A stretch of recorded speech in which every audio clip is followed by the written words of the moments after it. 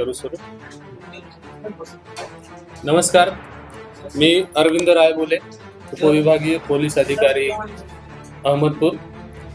येत्या 2 डिसेंबरला अहमदपूर नगर परिषदेचं मतदान होणार आहे.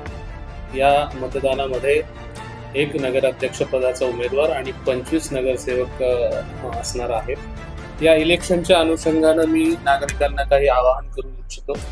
इलेक्शनमध्ये आचारसंहिता पालन होईल याच्याकडे पोलीस सतर्कपणे लक्ष ठेवून आहेत. पोलीस दलांची अवैध धंदे असतील किंवा इतर प्रतिबंधात्मक कारवाई असेल याच्यावरती ऍक्टिव्ह मोडवर येऊन काम करण्याची पद्धत सुरू आहे. पोलीस दलासोबतच निवडणुकीची जी यंत्रणा आहे तीही सतर्कपणे काम करत आहे. अहमदपूर शहरामध्ये 3 स्टॅटिक सर्व्हिलन्स टीम्स SST पथक स्थापन करून नाकाबंदी करण्यात येत आहे. त्याच्यासोबत 4 फ्लाइंग स्क्वॉड तयार करण्यात आलेले आहेत. आचारसंहिता भंगाच्या अनुषंगाने कुठलेही प्रसंग असेल तर हे फ्लाइंग स्क्वॉड त्या ठिकाणी अटेंड करून निवडणूक आचारसंहिता भंगाची प्रकरणांची खात्री करतील. त्यासोबत अवैध शस्त्रे आणि दारू विक्री याच्याबद्दल पोलिसांनी मोहीम हाती घेतलेली आहे. पाहिजे फरारी आरोपी आणि नॉन बेलेबल वॉरंट अंमलबजावणी करण्याची मोहीम पोलिसांनी हाती घेतलेली आहे. इलेक्शनच्या अनुषंगानं अहमदपूर शहरामध्ये अहमदपूर पोलीस स्टेशन हद्दीमध्ये 141 प्रतिबंधात्मक कारवाई आतापर्यंत करण्यात आलेल्या आहेत. तसेच इतर असामाजिक तत्व जे आहेत, जे निवडणुकीच्या काळामध्ये गैरप्रकार करून मतदारांना धाकदपटशा किंवा गैरवाजवी प्रभाव पाडून इन्फ्लुएन्स करू शकतात, अशांवरती सुद्धा कारवाई करण्याचं चालू आहे. या इलेक्शनच्या प्रोसिजरमध्ये अहमदपूर शहरामध्ये CCTV कॅमेरे आणि ड्रोनचा वापर करून इलेक्शन मधल्या गैरप्रकारांवरती लक्ष ठेवण्यात येणार आहे का पोलिसांकडनं. निवडणूक प्रचारादरम्यान आणि मतदान मोजणी होईपर्यंत आचारसंहितेमध्ये उमेदवारांनी आणि कार्यकर्त्यांनी काय करावं काय करू नये याच्यासाठी मी थोडक्यामध्ये सांगतो.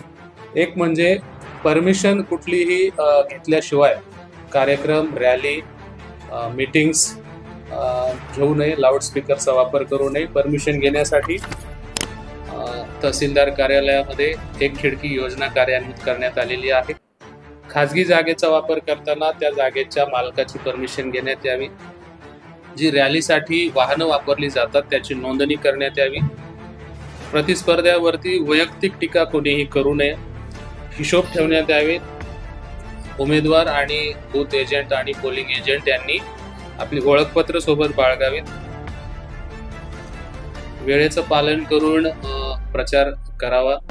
रात्री 10 नंतर कुठलाही लाऊडस्पीकर आणि ध्वनी मर्यादेचं उल्लंघन करणारी कुठलीही यंत्र वापरता येणार नाहीत.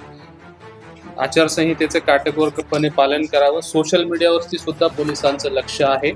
यामध्ये कोणीही सोशल मीडियाचा गैरवापर करून जातीय द्वेष पसरवणे, धार्मिक द्वेष पसरवणे आणि त्याचा वापर निवडणुकांमध्ये मतं मागण्यासाठी करणे असं होत असेल तर आचारसंहिता भंगाचे गुन्हे त्यांच्यावरती दाखल करण्यात येतील. काय करू नये याच्याबद्दल सांगताना धार्मिक स्थळांचा वापर प्रचारासाठी करू नये.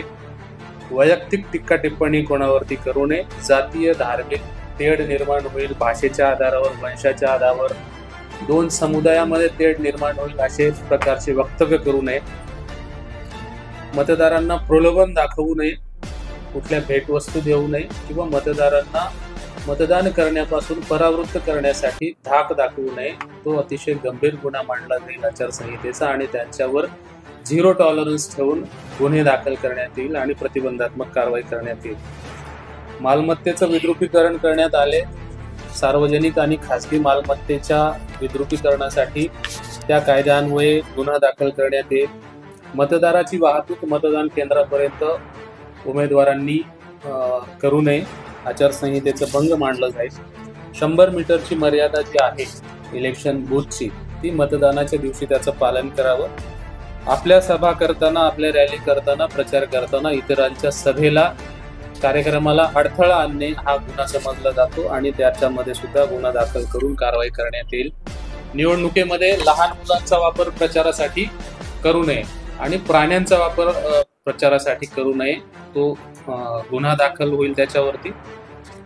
हे करत असताना उमेदवारांवरती वैयक्तिक टीका टिप्पणी करू नये, वैयक्तिक खाजगी आयुष्याबद्दल हे पण आम्ही आवाहन करतो.